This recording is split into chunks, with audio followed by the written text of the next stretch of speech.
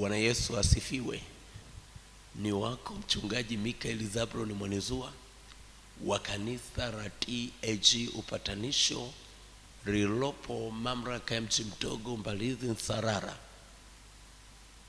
Ninamshukuru Mungu kwa kuweza kunipa nafasi hii tena. Ni kwa muda mrefu kidogo nilikuwa nimetoweka hewani, na sasa Bwana amenipa kibali kuweza kurejea tena. Nilishindwa kuwepo hewani kwa sababu ambazo zilikuwa nje ya uwezo kidogo. Namshukuru Mungu ambaye amenirudisha tena. Basi kwa wakati huu tumuombe Mungu kisha tukalisikie neno la Mungu. Baba mtakatifu mwingi wa rehema, ninakuita na kukualika muda na masaa haya. Sante kwa wema wako, sante kwa kibali chako. Ninamleta ndugu msikilizaji mbele zako mikononi mwako. Ninaomba Bwana ukampe nguvu na uwezesho kuweza kuyasikia maneno yako. Nimeomba na mkabidhi mikononi mwako kwa utukufu wa jina lako. Amen. Ndugu msikilizaji, ujumbe wa siku ya leo unasema muabudu Mungu wa mbinguni peke yake. Muabudu Mungu wa mbinguni peke yake.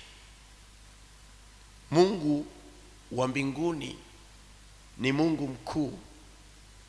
Ni Mungu aliyeziumba mbingu na nchi na yupo katika utatu. Ni Mungu ambaye yupo katika nafsi. Tunapomzungumzia Mungu tunamzungumzia katika utatu wake: Mungu Baba, Mungu Mwana, Mungu Roho Mtakatifu. Nje na hapo hakuna Mungu tena. Yuko Mungu mmoja aliye hai na wa kweli.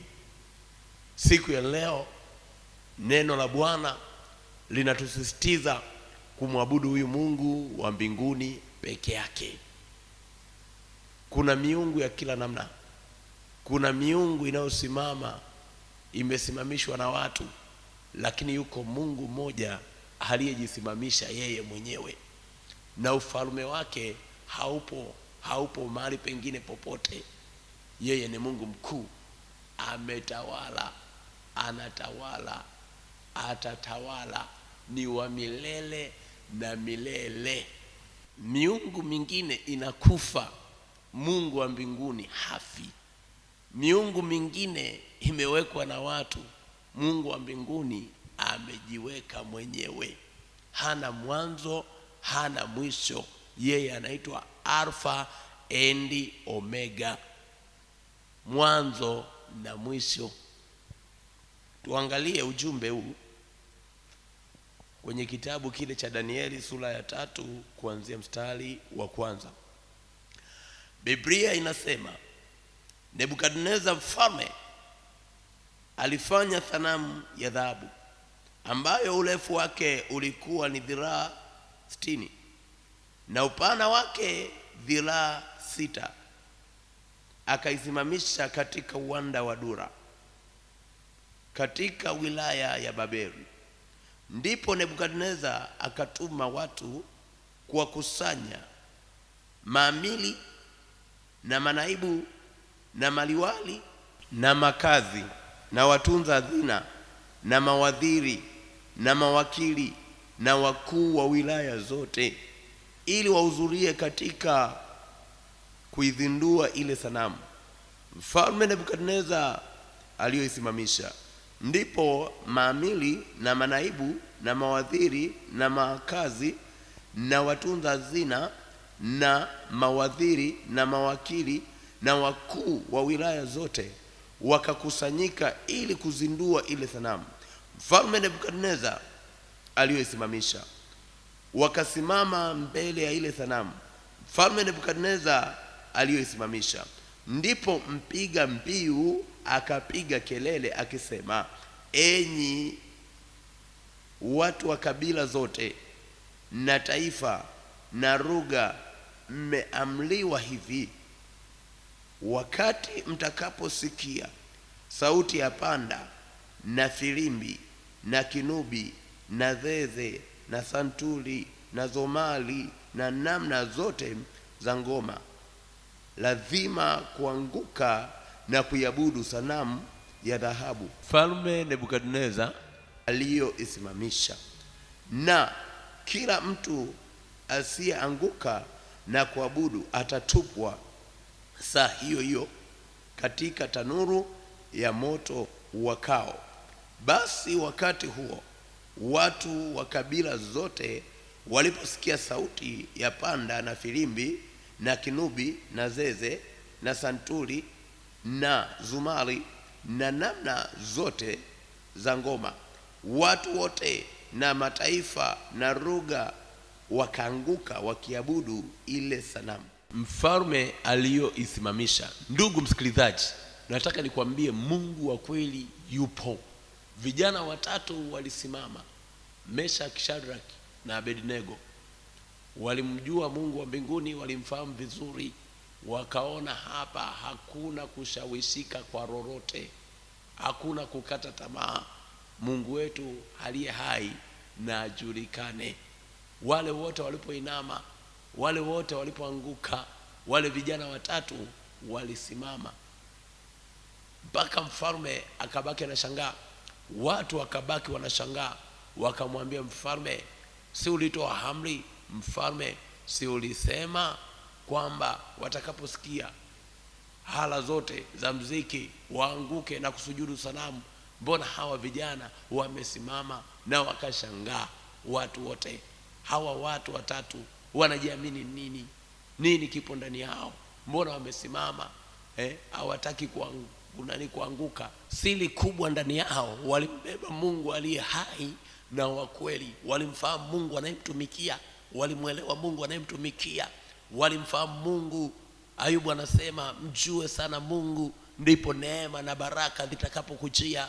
Ndipo neema na baraka zitakapokujia. Hawa vijana watatu walimfahamu Mungu, mpaka mfalme akabaki anashangaa, hawa vijana ni kwa siri gani? Ni kwa namna gani wanajiamini? Hata hawataki kuinama, hata hawataki kusujudu, hawataki kusikia amri. Watu wakabaki wanashangaa. Ashukuriwe Mungu aliye hai, ambao hao vijana watatu walimtambua na walimbeba yeye mioyoni mwao. Ndani ya moyo wako mbebe Mungu aliye hai, atakubeba. Mbebe Mungu aliye hai, atakubeba. Muhifadhi yeye, naye atakuhifadhi. Hawa vijana watatu wakamwamini Mungu, wakasema kama ni kufa tutakufa, na kama kuwa hai tutakuwa hai.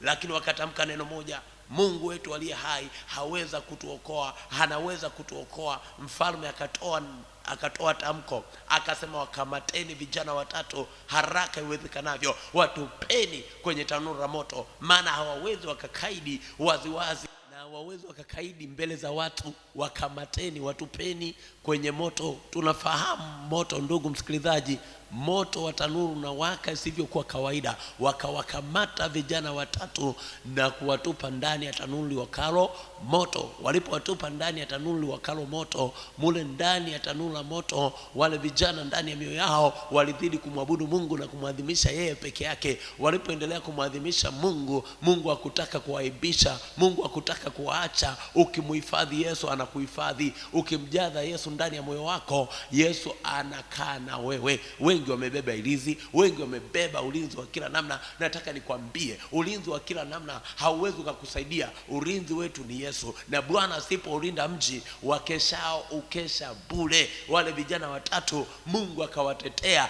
akawaokoa na akawa pamoja nao, wakatoka na ushindi mkubwa. Hawakuungua wala mavazi yao hayakuungua. Bwana aliwasimamia, aliwashika kwa mkono wake ulio hodari. Watu wakabaki wanashangaa, watu wakabaki wanastaajabu yale mambo makubwa ambayo Bwana ametenda juu yao, ametenda kwa ajili yao, hadi mfalme akasema, nimekubali. Hawa jamaa Mungu anayemwabudu sio wa kawaida. Akatoa amri tena kama alivyotoa amri ya mara ya kwanza. Akasema, jamani, kwa saizi tunabadili amri ya kwanza, tunaanza kumwabudu Mungu wa hawa vijana watatu, Mungu wa Shadraki, Mungu wa Abednego, Mungu wa Meshaki. Mungu wetu ni Mungu mwema, Mungu wetu ni Mungu mwaminifu.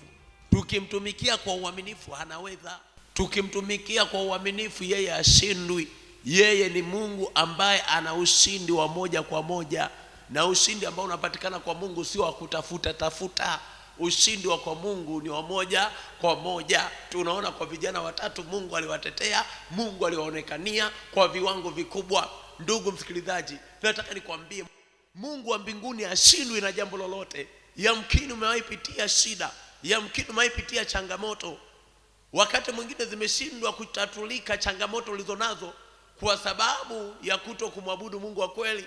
Wakati fulani umeshindwa kutatuliwa changamoto zako kwa sababu umekuwa na wazo la kumtumikia Mungu, lakini mahali ulipoingia yamkini umejichanganya. Yuko Mungu mmoja aliye hai na wa kweli. Ukimpatia Mungu wa kweli aliye hai, yeye akosi cha kufanya. Na Mungu wa kweli huwa anapoonekana lazima moyo wako uwe na shuhuda. Lazima moyo wako kushuhudie kwamba leo nimekutana na Mungu, hakika nimemwona Mungu akifanya. Sasa hawa vijana watatu hawakuwa na wasiwasi kwa sababu waliendelea kumwona Mungu kwenye maisha yao, na walikaa na Mungu, walijifunza vizuri juu ya Mungu wa kweli. Mungu wa kweli yupo, Mungu wa kweli anaishi, Mungu wa kweli anafanya mambo makubwa kuliko tunavyodhani, kuliko tunavyofikiri. Mungu wa kweli aliye hai, ndani yake kuna nguvu. Kupitia jina la Yesu Kristo hakuna kinachoshindikana, hakuna kinachofeli. Na ndio maana ameruhusu kuomba kwa jina la Yesu Kristo, mwamba wa uzima.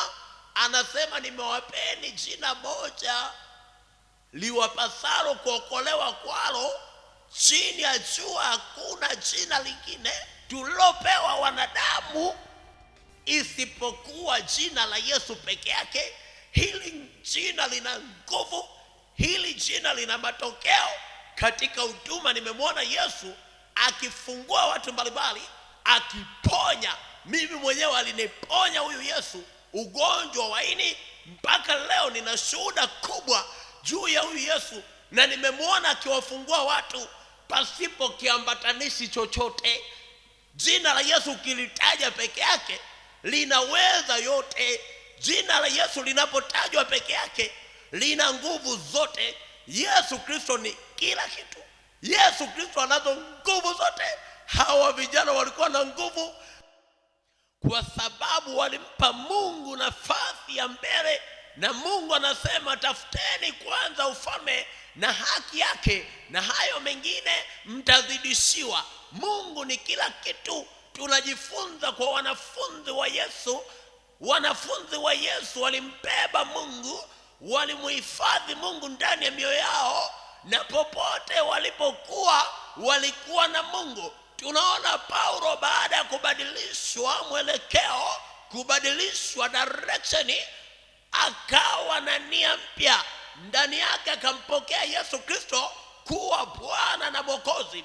Unapomtaja Mungu aliye hai, lazima upitie Mungu Baba, Mungu Mwana, Mungu Roho Mtakatifu. Mungu yupo katika utatu. Kwa hiyo Paulo alipompokea huyu Yesu Kristo kuwa Bwana na Mwokozi wa maisha yake, ndani yake akapokea uwezesho wa Roho Mtakatifu, na Roho Mtakatifu ndiye anayetupeleka kwenye kweli yote na kutujulisha kwamba Mungu tunayemwabudu ni sahihi au sio sahihi. Roho Mtakatifu anamfunua Mungu ndani yetu kwa uweza wake. Anaweza kufanya lolote kwa wakati wowote. Na ndio maana Yohana alibatiza kwa maji, lakini Yesu anabatiza kwa Roho Mtakatifu. Anasema Yohana, mimi nilibatiza kwa maji, ajaye atawabatiza kwa Roho Mtakatifu. Na ndio maana Yesu Kristo akawataka wanafunzi wake wasifanye huduma ya aina yoyote pasipo Roho Mtakatifu. Na wanafunzi wa Yesu Kristo walipopokea nguvu za Roho Mtakatifu, wakaanza kushuhudia